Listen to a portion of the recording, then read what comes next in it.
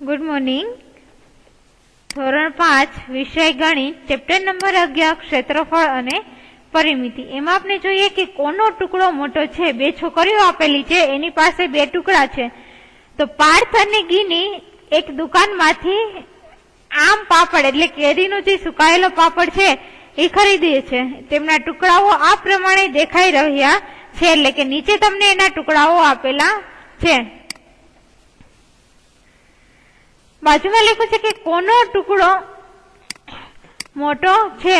બે માંથી કોઈ સમજી શકતું નથી, એટલે બે વિચારે છે કે તારો ટુકડો મોટો છે કે મારો.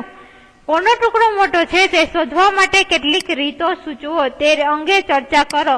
તો તમે એક રીત એવી પણ કરી શકો કે બે ટુકડો છે એકબીજા ઉપર રાખો, જેનો ટુકડો મોટો હશે એ બહાર દેખાશે. તો એવી રીતના પણ આપણે નક્કી કરી શકીએ કે કોનો ટુકડો મોટો છે. અથવા તો બેયને સ્કેલની મદદથી તમે માપ લ્યો કે કેટલા સેન્ટીમીટરનું માપ થાય છે. જેનું વધારે માપ થશે એનો ટુકડો મોટો હશે. પાર્થ અને ગીની એક મિત્રએ નાના ચોરસનો ઉપયોગ કરવા સૂચવ્યું. નાના ચોરસનો ઉપયોગ એટલે કે આખો ટુકડો છે એમાં નાના નાના ચોરસ કરવાના, જેના ટુકડામાં વધારે ચોરસ આવશે એનો ટુકડો મોટો થશે. એના પછી જોઈએ ટુકડા એની લંબાઈ 6 સેન્ટીમીટર છે, એટલે કે જે ઉપર આપણે એક ટુકડો જોયો એની લંબાઈ 6 સેન્ટીમીટર છે. આથી બાજુનું માપ 1 સેન્ટીમીટર હોય એવા 6 ચોરસ તેની ઉપર ગોઠવી શકાય. આખો ટુકડો 6 સેન્ટીમીટર નો છે તો તમારે નાનું એક ચોરસ લેવાનું કે જે 1 સેન્ટીમીટર નું હોય, એટલે 6 ચોરસ મૂકો તો 6 બાજુ થાય, એટલે કે 6 સેન્ટીમીટર ના એવા ચોરસ મૂકી શકાય. ટુકડા એની પહોળાઈ કેટલી છે તો કે 5 સેન્ટીમીટર છે. આથી બાજુનું માપ 1 સેન્ટીમીટર હોય એવા 5 ચોરસ તેની પહોળાઈ ઉપર ગોઠવી શકાય. એના પછી કહે છે કે બંને સાથે મળીને કુલ કેટલા ચોરસ ટુકડા એ પર ગોઠવી શકાય. તો લંબાઈમાં 6 ચોરસ અને પહોળાઈમાં 5 ચોરસ, એટલે કે 6 ગુણ્યા 5 એટલે ટોટલ 30 ચોરસ ગોઠવી શકાય. તો એનું ક્ષેત્રફળ કેટલું થશે તો કે 30 ચોરસ સેન્ટીમીટર ક્ષેત્રફળ થશે. એવી જ રીતે કીધું છે કે ટુકડા બી નું ક્ષેત્રફળ શોધો. તો ટુકડા બી નું શોધવું હોય તો તમને અહીંયા બી નો ટુકડો છે ઈ પેજ નંબર 146 એટલે કે પેલા પેજ ઉપર આપેલો છે. તો એની લંબાઈ ને પહોળાઈ 11 સેન્ટીમીટર અને 3 સેન્ટીમીટર હતી, એટલે કે 11 ગુણ્યા 3 કરશો તો કેટલું આવશે 33 ચોરસ સેન્ટીમીટર આવશે. હવે કયો ટુકડો મોટો છે ને કેટલો, તો કયો ટુકડો મોટો આવશે ટુકડો બી, કારણ કે બી નું 33 હતું અને એનું આપણે જોયું હતું તો કેટલું મળ્યું હતું 30. તો 33 મોટા કહેવાય એટલે ટુકડો બી મોટો થશે. કેટલો મોટો છે તો કે 33 માંથી 30 બાદ કરી તો કેટલો આવશે 3. તો કે 3 ચોરસ સેન્ટીમીટર જેટલો ટુકડો બી છે એ મોટો થશે. હવે ટપાલ ટિકિટ વડે ઢાંકો. આ ટપાલ ટિકિટ નું ક્ષેત્રફળ તમને આપ્યું છે 4 ચોરસ સેન્ટીમીટર છે. અંદાજ લગાવો કે નીચેના લંબચોરસ ને ઢાંકવા માટે કેટલી ટિકિટની જરૂર પડશે. તો તમારે 4 સેન્ટીમીટર હોય એવા ખાના કરવાના, બીજું ખાનું ફરીથી એ કરવાનું 4 નું, એવું ફરીથી 4 નું કરવાનું, 4 નું કરવાનું. તો એવા ટોટલ કેટલા સમાશે તો કે 24 ટિકિટ છે એવી ટોટલ સમાશે. આ તમારે તમારી ટેક્સ્ટ બુકમાં આવી રીતના 4 સેન્ટીમીટર ના ખાના કરવાના રહેશે. બીજું છે તમારું અનુમાન ચકાસો. પીળા રંગના લંબચોરસ ની બાજુઓ માપો અને તે ખાલી જગ્યા સેન્ટીમીટર લાંબી છે. પીળું રંગનું તમને આગળ આપેલું હતું એની બાજુ તમારે સ્કેલની મદદથી માપવાની છે. તે કેટલા સેન્ટીમીટર થશે તો કે સ્કેલમાં 14 સેન્ટીમીટર થશે. બી છે તેની લંબાઈ પર કેટલી ટિકિટ ગોઠવી શકાય. એની લંબાઈ છે 2 હતી તો 14 ભાગ્યા 2 કરશે તો કેટલા આવશે 7. તો કેટલી ટિકિટ ગોઠવી શકાય તો કે 7 ટિકિટ છે એ ગોઠવી શકાય. લંબચોરસની પહોળાઈ કેટલી છે તો સ્કેલની મદદથી માપશો એટલે લંબચોરસની પહોળાઈ કેટલી આવશે તો કે 8 સેન્ટીમીટર આવશે. તો તેની પહોળાઈ પર કેટલી ટિકિટ ગોઠવી શકાય તો 8 છે એને ભાગ્યા 2 કરશો એટલે કેટલી ટિકિટ ગોઠવી શકાય તો કે 4 ટિકિટ છે એ ગોઠવી શકાશે. એના પછી છે આ લંબચોરસને સંપૂર્ણ ઢાંકવા માટે કેટલી ટિકિટની જરૂર પડશે. તો અહીંયા 7 ટિકિટ જોઈ છે લંબાઈમાં અને પહોળાઈમાં 4 ટિકિટ જોઈ છે, એટલે કે 7 ગુણ્યા 4 કરશે તો તો ટોટલ કેટલી ટિકિટ જોશે? તો કે 28 ટિકિટની જરૂર પડશે. તમારું અગાઉનું અનુમાન કેટલું યોગ્ય હતું તે અંગે ચર્ચા કરો. એટલે કે જો તમે પેલા અનુમાન લગાવવાનું હતું કે ધારો કે તમે ધાર્યું હોય કે 25 ટિકિટ જોશે અને જવાબ મળ્યો 28, તો અનુમાન કેટલું થશે? તો કે ઓછું થશે. અને ધારો કે તમે એવું અનુમાન કર્યું હોય કે આમાં 30 ટિકિટની જરૂર પડશે ને આપણે કેટલી જોઈતી 28, તો અનુમાન કેટલું હોય? વધારે તમારું અનુમાન થાય. તમે જે રીતના અનુમાન કરેલું હોય એ રીતના તમારો જવાબ આવશે, ઓછું અથવા તો વધારે. 28 થી ઓછું ધાર્યું હોય તો અનુમાન વધારે થશે.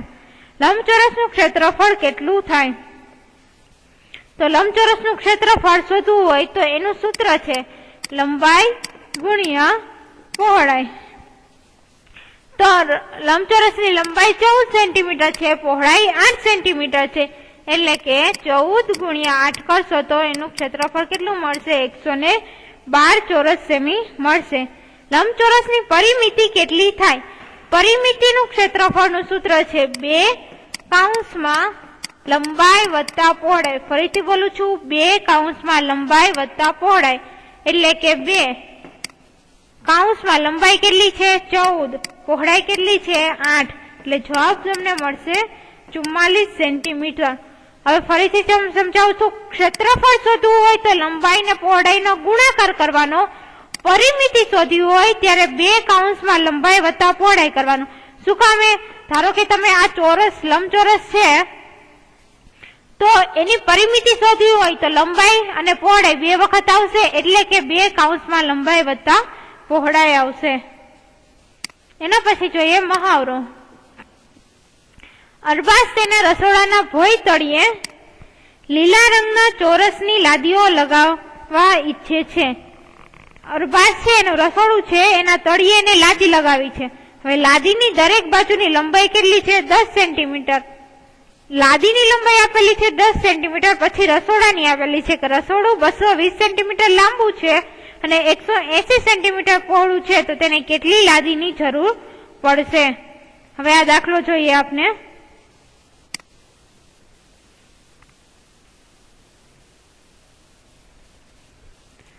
હવે આપણે રસોડાનું જે ભોંય તળિયું છે એનું ક્ષેત્રફળ શોધીએ તો કે આવશે ભોંય તળિયાનું ક્ષેત્રફળ. ભોંય તળિયું એટલે કે જે રસોડાનું નીચેની ભાગ છે એનું ક્ષેત્રફળ શોધીએ. ક્ષેત્રફળ શોધવા શું કરવાનું?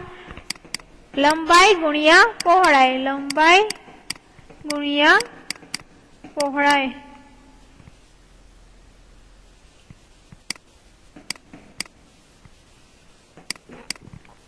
લંબાઈ ગુણ્યા પહોળાઈ એટલે લંબાઈ હતી 220, પહોળાઈ હતી 180.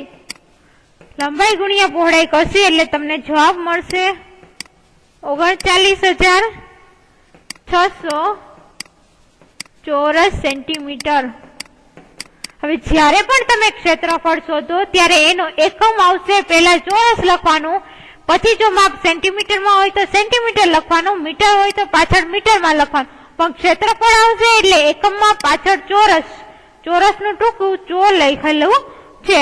હવે લાદી આપણે આપેલી છે તો લાદીનું ક્ષેત્રફળ શોધીએ.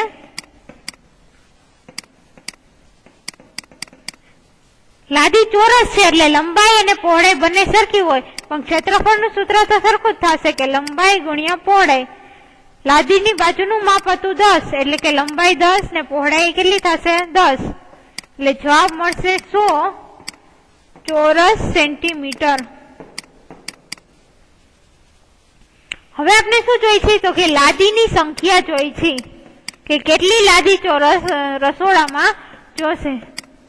તો લાદીની સંખ્યા જોતી હોય તો પેલા શું કરવાનું? ભોંય તળિયાનું ક્ષેત્રફળ.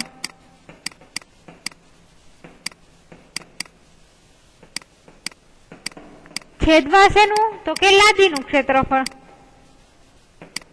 એક લાદીનું ક્ષેત્રફળ. ભોંય તળિયાનું તમને મળ્યું હતું 39,600 અને ઓનું મળેલું છે લાદીનું 100. ભાગાકાર કરશી તો 2 0 કેન્સલ થશે એટલે તમને મળશે 396. તો તમારે કેટલી લાદી જોશે? તો કે 396 લાદીઓની સંખ્યા જોશે. હવે બીજો દાખલો જોઈએ.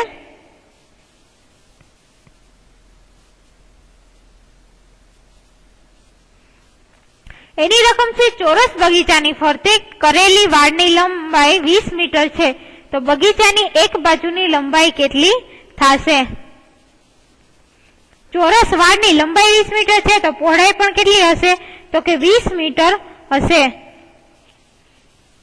સોરી, વાડની લંબાઈ આપેલી છે, આખો વાડ છે, આખા વાડની લંબાઈ કેટલી થશે? તો કે 20 મીટર થશે. તો આપણે બગીચાની એક બાજુનું માપ જોઈ છે, તો કે એક બાજુનું માપ બરાબર કુલ લંબાઈ ભાગ્યા 4. શું કામ ભાગ્યા 4? તો કે ચોરસ વાડ છે તો ચોરસ વાડની બાજુ કેટલી થશે? 4 બાજુ થશે. તો કુલ માપ છે ને 4 વાળા ભાગી નાખીએ તો આપણે એક બાજુનું માપ મળશે, એટલે કે આવશે 20 ભાગ્યા 4, એટલે તમને મળશે 5 મીટર. તો એક બાજુનું માપ કેટલું મળશે? 5 મીટર માપ મળશે. ત્રીજી રકમ જોઈએ સી કે એક પાતળા 20 સેન્ટીમીટર લાંબા વાયરમાંથી લંબચોરસ બનાવવામાં આવેલ છે, એટલે કે 20 સેન્ટીમીટરનો એક વાયર છે, એમાંથી લંબચોરસ બનાવેલો છે. જો આ લંબચોરસની પહોળાઈ આપેલી છે 4 સેન્ટીમીટર, તો લંબાઈ શોધવાની છે.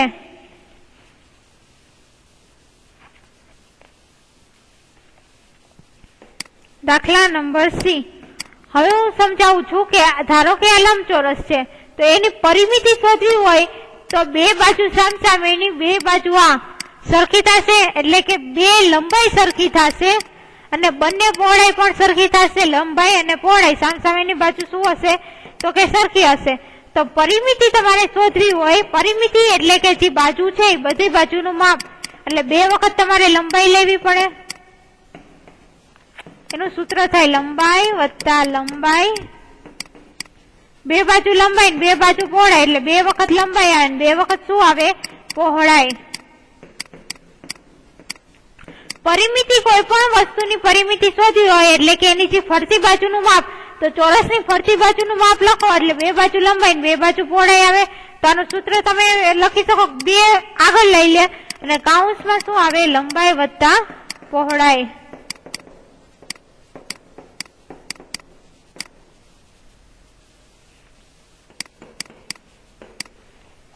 હવે તમને ટોટલ માપ શું આપેલું છે? 20 સેન્ટીમીટર વાયરમાંથી લંબચોરસ બનાવેલો છે, એટલે બધી બાજુનું માપ એટલે શું થશે? એ પરિમિતિ થશે.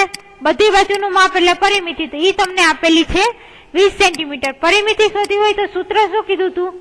તો કે બે કાઉન્સમાં લંબાઈ વત્તા પહોળાઈ. લંબાઈને તમે L કહી શકો, પહોળાઈને તમે B કહી શકો, એટલે કે બે.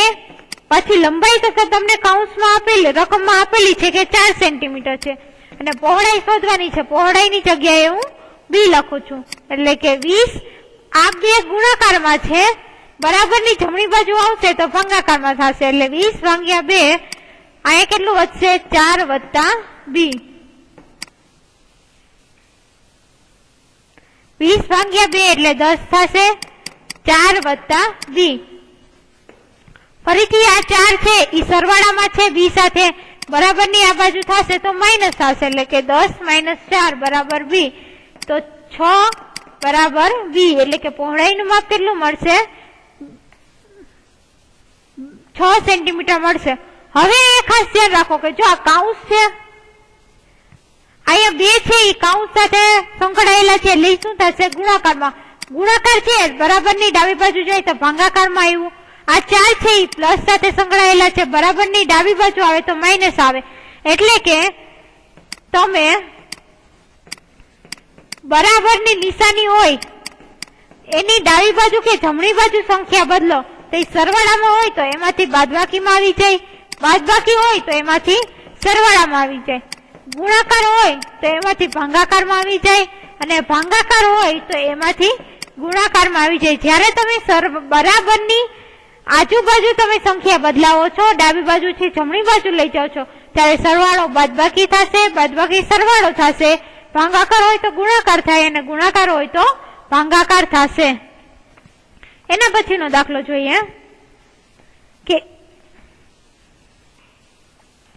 એક ચોરસ કેરમ બોર્ડની પરિમિતિ તમને આપેલી છે 320 સેન્ટીમીટર. તો તેનું ક્ષેત્રફળ શોધો. તમને કેરમ બોર્ડની પરિમિતિ આપેલી છે અને ક્ષેત્રફળ શોધવાનું છે.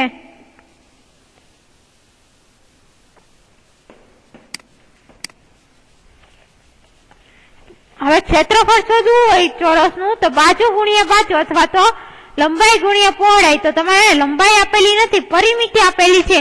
લંબાઈ એટલે કે તમારે કોઈ પણ એક બાજુનું માપ શોધવું પડશે. તો લંબાઈ બરાબર શું થશે? પરિમિતિ એટલે કે ટોટલ માપ આપેલું છે. ચોરસને 4 બાજુ હોય તો 4 વડે ભાગાકાર કરી નાખી એટલે કે 320 ભાગ્યા 4 બરાબર કેટલા મળશે? તો કે 80 સેન્ટીમીટર મળશે. જો અહીંયા લંબાઈ શોધી છે એટલે એકમ ખાલી સેન્ટીમીટર આવશે. હવે એનું ક્ષેત્રફળ શોધવું છે તો શું આવશે? લંબાઈ ગુણ્યા પહોળાઈ અથવા તો બાજુ ગુણ્યા બાજુ. ચોરસની લંબાઈ 80 હોય, ચોરસની 4 બાજુના માપ સરખા હોય એટલે લંબાઈ 80 થાય તો પહોળાઈ પણ કેટલી થશે? 80. એટલે તમને મળશે 6400 ચોરસ સેન્ટીમીટર. જો અહીંયા ક્ષેત્રફળ આવ્યું તો ફરીથી એકમમાં શું આવ્યું પેલા? તો કે ચોરસ આવ્યું. અહીંયા છે એ આપણે લેક્ચર પૂર્ણ કરીએ છીએ. બાકીનો ઈ દાખલો છે એ આપણે નેક્સ્ટ લેક્ચરમાં જોઈશું.